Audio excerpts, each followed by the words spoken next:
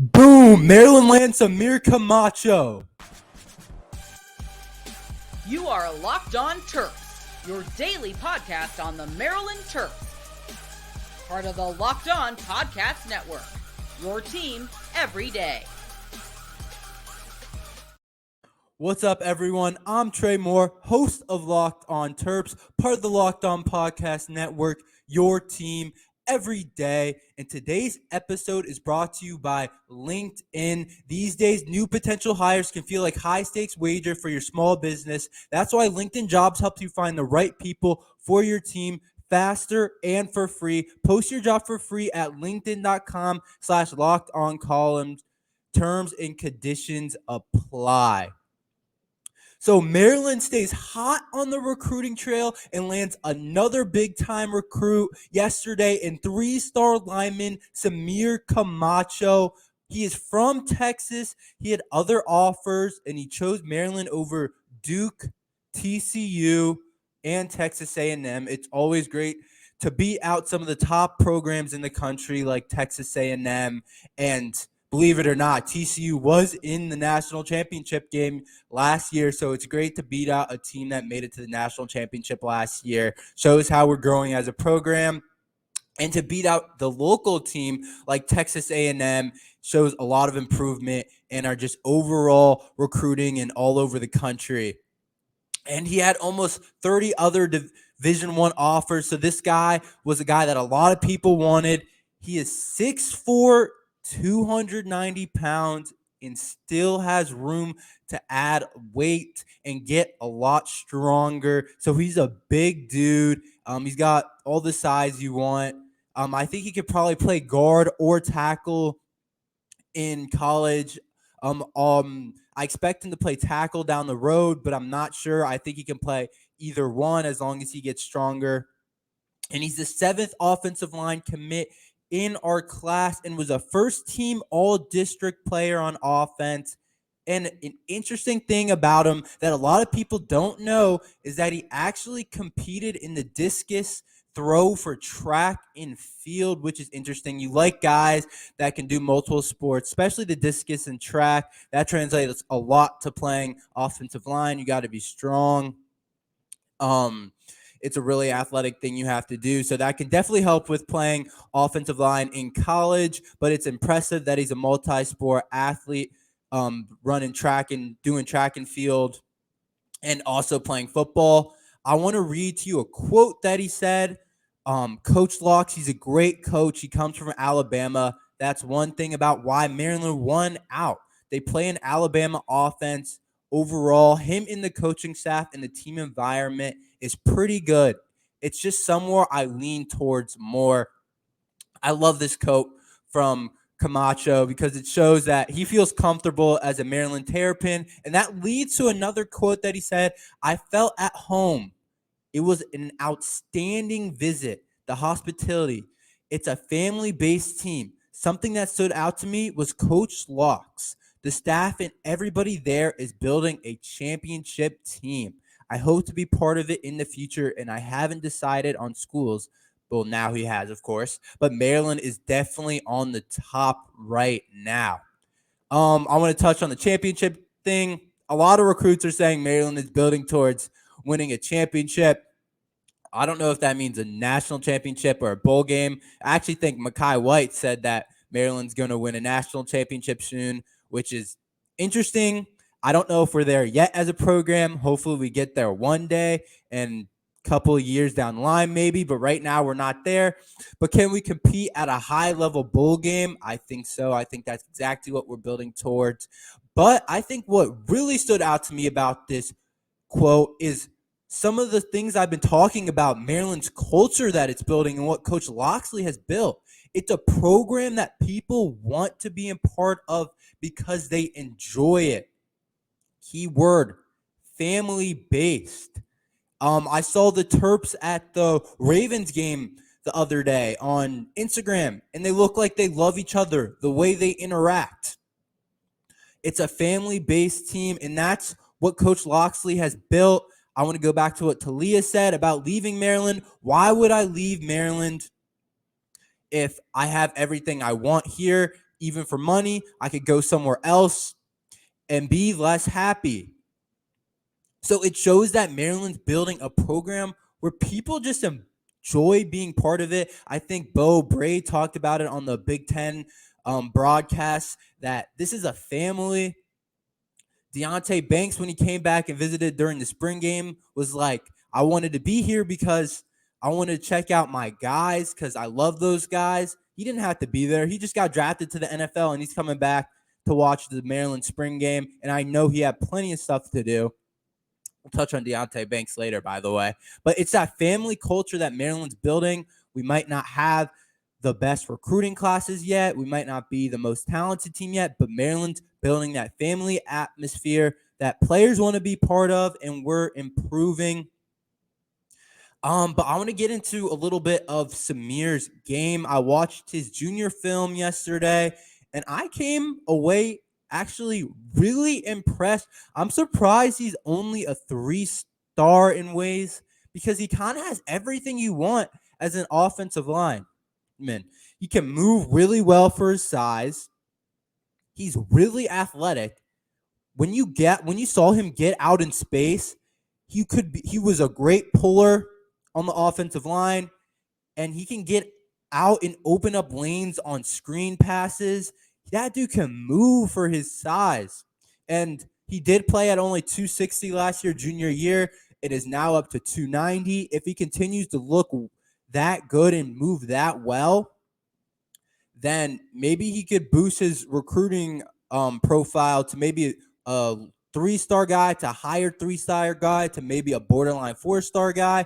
Who knows? But I honestly thought this guy was super underrated on film. I think he can work on his feet a little bit, but it's not that he necessarily has slow feet. I just think he can work on them a little bit. But he can definitely be a contributor down the road. And he also finished blocks really well. If you saw him on film, continuously, over and over again, just mauling guys, finishing them, bringing them to the ground. You didn't see very many lazy blocks on film, which you wouldn't expect unless you're watching the whole game. But he's just bringing guys down, mauling them. So he's a big dude, and he was clearly just bigger than everyone then. But he can definitely still add weight, like I said. And he's the number 19th recruit in the class. But we are not done yet. There's still a couple recruits that Maryland is still after. And in case you missed it, Jaylen Harvey, the 4-star edge, I wanted to make sure I touched on him today. He released his top 3 today. He released his top 3 on Friday between Penn State, USC, and Maryland, of course. Penn State has been the favorite for a while now. I've talked about that. It says he's crystal balled Penn State on almost all the websites, 247 Rivals, wherever you look. But the interesting thing is that he was supposed to commit on Friday, but instead he just released his top 3. I've heard rumors that his family is pushing for Maryland a little bit, or pushing him to take more time in the decision. But if he was ready to make the Penn State decision, he would have made it on Friday. So it shows that maybe USC or Maryland is making up ground in some way, or both, to make it a more competitive race. I'm not sure if we can get him over Penn State, but he will be one of the best recruits in our 2024 class, and he would be a huge addition. But so would be Ernest Willor, the 4-star defensive end. You can't forget about that.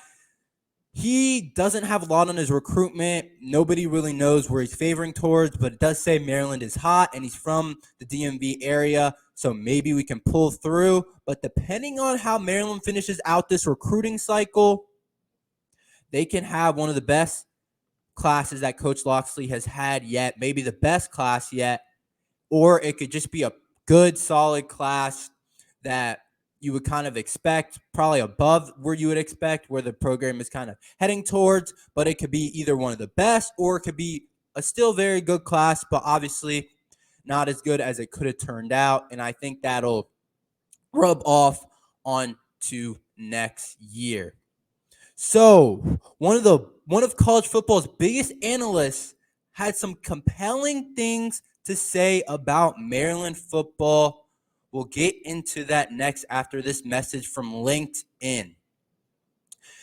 These days, new potential hires can feel like high-stakes wager for your small business. You want to be 100% certain that you have access to the best qualified candidates available. That's why you have to check out LinkedIn Jobs. LinkedIn Jobs helps you find the right people for your team right away, faster and for free. A lot of people need jobs right now, and if you want to find someone amazing for your company, LinkedIn Jobs helps you find the qualified candidates you want to talk to faster. Post your job for free at linkedin.com/lockedoncollege. That's linkedin.com/lockedoncollege to post your job for free. Terms and conditions apply. All right. So we're back. Greg McElroy, one of college football's biggest analysts, had some bold statements about Maryland football. So Greg said that he named a bunch of guys on different programs to give you some backstory, and he gave like a breakout candidate for a team, and he gave a team MVP. And no surprise, starting with the team MVP is Taulia for McElroy. He said, now he kind of single-handedly changed what they're doing right now. Guy was an all Big Ten player a year ago. He had great efficiency numbers. He played really well against Ohio State. Top 5 QBR in the Big Ten, threw for 3,000 yards, had 67% completions. And another thing, too, is I felt like he was more mindful of, hey, I can try this. I can try that. I can try this. I can't try that. It felt like he was a lot smarter player last year than he was a year ago. So it was an interesting quote by Greg. And I do disagree with some of the things. Obviously, Taulia is a huge part of the Maryland program. It is probably the most important is the most important player. But I would not say single-handedly change what we do. That has definitely been a combined effort between Coach Locks and the whole Maryland staff, the whole Maryland program overall, all the players. Obviously, Taulia has a big stake in that, but I wouldn't say single-handedly it was just him. There was other guys around him that really helped. And an interesting thing he said was he was a smarter player last year and in prior years, which is interesting because if you do remember, Taulia technically by the stats did regress last year from 2021 to 2022. His 2021 season was actually better. He passed for nearly 6,000. I mean, not 6,000. 6,000 more yards would be insane. For 600 more yards. But overall, he did have better stats in the 2021 season than 2022. But Greg seems to think that Taulia did get smarter, which I'm not saying isn't true. I do agree with him in that way. But if you look at the numbers, if you look how he played the whole year, Taulia did technically regress a little bit. Now, I mean, we're nitpicking a little bit. He was still an all Big Ten player. But by the numbers, he did reduce and regress a little bit. But the OSU game he talked about last year, how well he played, and that is going to have to be a thing this year if we want any chance of beating those guys. We know they have dudes on the outside, Marvin Harrison and Mecca and Buka, and to have any chance of beating them, which, by the way, this year I think we do have a really good chance with their quarterback battle and not having C.J. Stroud anymore. I think we can get them possibly, but they're still going to put up some points. That's just the way it is. Ohio State has too many good players not to score a lot. Hopefully our defense can get some stops, but at the end of the day, Taulia is going to have to put together a really good game and score some points. So he had another interesting quote to say about Maryland's winning the Big Ten and said, I don't envision a scenario where they can actually get to the top of the Big Ten. I don't envision a scenario where they can overcome the challenges of playing in the league to the point in which they can get to a Big Ten championship. So this absolutely contradicts what Coach Locksley says. Coach Locksley was all about winning the Big Ten championship, saying that we're now in the state of a program where we're ready to win a Big Ten championship. But Greg McElroy does not think that we're in that state yet. And I mean, to be honest, I agree with him in ways. And what were the challenges that he was talking about? He didn't name them specifically, but I can tell you what he was talking about. He was talking about the offensive line and the defensive line. Can we stop the run? Can we get enough pass rush? That has been the question for years in Maryland football.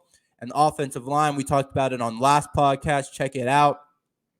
The offensive line is not where it wants to be right now, according to Coach Loxley. They're a ways away from finding a starting group. So that's kind of, I think, the challenges that he was talking about, even though he didn't technically specify. But I do kind of agree with him in that I don't know if we're quite ready there yet.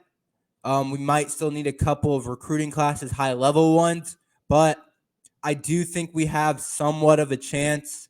It's not likely at all, but if things roll our way and we get a couple of upsets, then maybe possibly we can win the Big Ten, but it's not going to be easy at all. And another quote I want to read is he stated that, but I think Maryland's one of those teams that you don't want to play, and that they could probably beat anybody in the league as well as catch them on the wrong day. Good luck, because Maryland is going to give you a dog fight. Okay, that is exactly what I agree with. I think that's kind of where we're in the state of, that we can take down one of the big three, and that if anyone underestimates us, we will give them, namely Ohio State, Michigan, Penn State, we will give them a dog fight. Michigan saw it last year. Ohio State saw it last year. And I expect Penn State to see it this year. Underestimate us, and you will get a dog fight. I think that's just where we are as a program. We have really good players. I don't know if we can compete for the championship quite yet, but we can definitely take down anyone in the Big Ten for sure. So I definitely agree with that statement from Greg. So Greg named two potential breakout candidates. One was Tyreese Chambers. He talked about how great he was at FIU with 1,000 yards and 9 touchdowns. Talks about him as a deep threat and averaging 26 yards per catch. But I totally agree with what Greg is saying. Tyreese has a chance to be an explosive weapon and a breakout weapon and show that he deserved to be in the Big Ten, and he should have been a higher rated recruit all along. But I think Tyreese could be an X factor this year for the Maryland offense. He could take it to a different level. If you have Jaylen Jones, we know what we're going to get from him, one of the best route runners in the Big Ten, one of the best slot receivers in the Big Ten. Caden Prather, we know he's going to be a really good player on the outside at 6'4", but Tyreese Chambers has a chance to complement those guys perfectly as a third wide receiver. We know there's other guys down the roster like Octavian Smith, Shalik Knotts, Ty Felton. But Tyreese Chambers is the leader for the third wide receiver spot. So he can definitely be an X factor this year if he can build an early connection with Taulia. But Tyreese isn't the only breakout candidate, Greg stated. He thinks a freshman can make a big impact on the offense, and Rico Walker. So if you don't remember Rico Walker, he was a highly rated recruit from last year, 4-star guy on 247 composite rankings. I want to read this quote from Greg about Rico, saying, "We know that Corey Dyches is going to be the starter. We know he's going to be the number one, but Rico Walker's an athlete. He's one of those guys who can split out. He's one of the top-rated recruits in the past signing class. Just keep an eye on him. He can make his way onto the field there as a true freshman." So obviously, like he said, Corey Dyches is the number one tight end. He's one of the better players in the Big Ten, one of the best tight ends in the country, I think. But if you watch Rico Walker in just the spring game and on film and how he moves, that guy has a chance to be one of the best Maryland players for the coming years. And I do think he'll get some time this year as a freshman. I think if you look at him and Preston Howard, those two guys are kind of battling for the tight end 2 spot. But I totally expect Rico Walker to play right away. He can split out. He can play all over the field. He doesn't move like a tight end And depending on how much weight he put on and how he is as a blocker, that will depend on how much he plays. But in the early season against Charlotte, against Towson, I expect to see him a lot to see what he can do. But an interesting thing about both him and Preston were actually recruited at other positions. Preston Howard, the other tight end who's competing for tight end 2 spot, he played quarterback in high school, while Rico Walker played a lot of defensive end, also played tight end, of course, but played a ton of defensive end in high school and was actually recruited as a defensive end. And a lot of people thought he would come here and play defensive end, but he's at tight end. How did the Terps in the NFL perform this weekend? We'll get into it after this short break.